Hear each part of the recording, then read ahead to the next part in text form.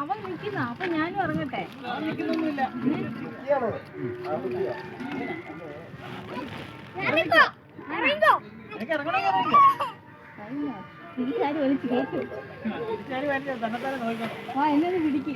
അങ്ങോട്ട് ചാടടി.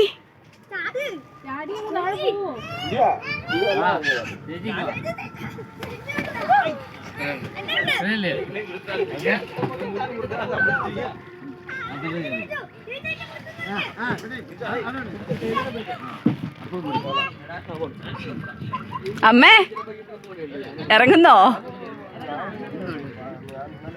ഡ്രസ്സ് നനഞ്ഞ പിന്നെ പാടാ.